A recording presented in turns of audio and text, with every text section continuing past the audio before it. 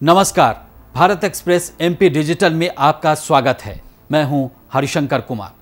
विधानसभा चुनाव में टिकट के दावेदारों को मायूसी हाथ लगने लगी है। इसके बाद बीजेपी और कांग्रेस में दल बदल का खेल शुरू हो गया है। गुना के चाचौड़ा विधानसभा सीट पर बीजेपी ने उम्मीदवार की घोषणा कर दी है। इस सीट पर ममता मीणा दावेदारी जता रही थी। उम्मीदवार की घोषणा के बाद से ही वो लगातार विरोध जता रही थी, लेकिन पार्टी में सुनवाई नहीं हुई। इसके बाद उन्होंने भोपाल आकर कुछ अलग अंदाज में इस्तीफा दिया है।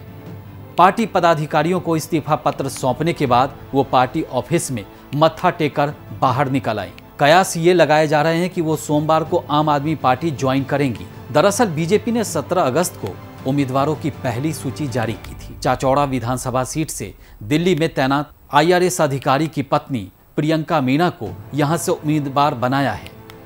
उनके उम्मीदवार बनाए जाने से ममता मीणा नाराज हो गई। ममता ने इस्तीफा देने के बाद कहा कि मैं आपके टिकट पर चाचौड़ा विधानसभा से चुनाव लड़ूंगी।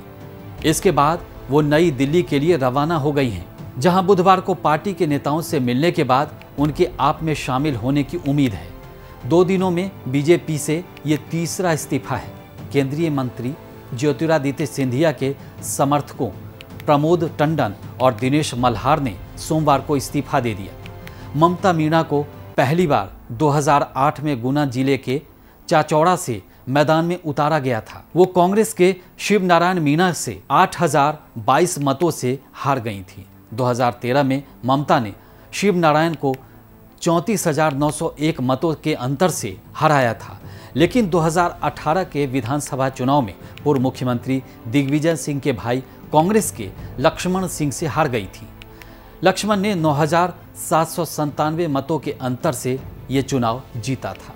वहीं बीजेपी की पहली सूची आते ही ममता मीणा ने विद्रोह शुरू कर दिया था। वो खुलकर प्रियंका मीणा के खिलाफ थी। 22 अगस्त को केंद्रीय कृषि मंत्री नरेंद्र सिंह तोमर और प्रदेश भाजपा अध्यक्ष VD शर्मा से मुलाकात के बाद गुस्से में ममता ने कहा था कि मैं शेरनी हूं और घायल भी हूं। मैं नरेंद्र सिंह तोमर और VD शर्मा से मिली हूं। चाचौड़ा में पैराशूट की राजनीति नहीं होगी। कोई कांग्रेस से आता है और बीजेपी से टिकट लेता है।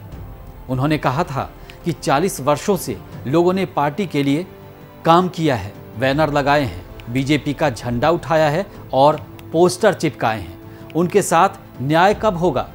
वहीं चाचौड़ा क्षेत्र में ममता मीणा अपने कार्यों को लेकर विवादों में भी रही हैं। उन पर दिलीप बिल्डकॉन के एक कर्मचारी को बंधक बनाकर पिटाई करने के आरोप लगे थे। कथित तौर पर सीएम इससे नाराज हुए थे। इसके साथ ही प्रियंका मीणा पर घर में तोड़फोड़ करने के भी आरोप लगे थे। साथ ही निकाय चुनाव के दौरान भी भीतरघात के आरोपों से ममता मीणा जूझ रही थी। शायद इसी वजह से उन्हें नुकसान हुआ है। आपको हमारा ये वीडियो कैसा लगा? अगर आपको हमारा ये वीडियो अच्छा लगा हो तो लाइक और सब्सक्राइब करना न भूलें। देश और दुनिया की ताज़ा तरीन खबरों के लिए देखते रहिए भारत एक्सप्रेस डिजिटल।